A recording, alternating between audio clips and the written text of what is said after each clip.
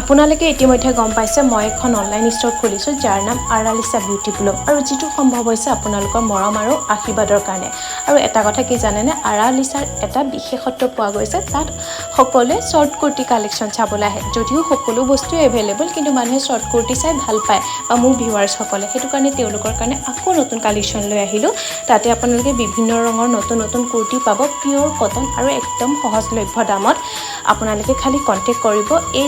8011306946 নম্বৰত আৰু এইখিনিতে এটা কথা কওঁ কালেকশ্যনসমূহ যিহেতু আপোনালোকে চাই আছে মই গম পাইছোঁ কিন্তু কথাটো বিশেষ কাৰণে আপোনালোকক কওঁ মাজতে আমি এটা অৰ্ডাৰ পেকিং কৰিছিলোঁ পেকিং কৰি অৰ্ডাৰটো পোৱাৰ আগত অৰ্ডাৰটো আকৌ কেঞ্চেল কৰি দিছে মানুহে যেতিয়া এটা সৰুকৈ বিজনেছ আৰম্ভ কৰে আৰু সেই বিজনেছটোত বহুত বেছি আশা আৰু সপোন সোমাই থাকে আৰু তেনেকুৱা কৰিলে বহুত বেছি দুখ লাগে কিয়নো যেতিয়া পাৰ্চেলটো পেকিং কৰা হয় বহুত বেছি ফূৰ্তি আৰু হেঁপাহ লাগে আৰু মোৰ বহুত লয়েল ফ্ৰেণ্ড আছে যি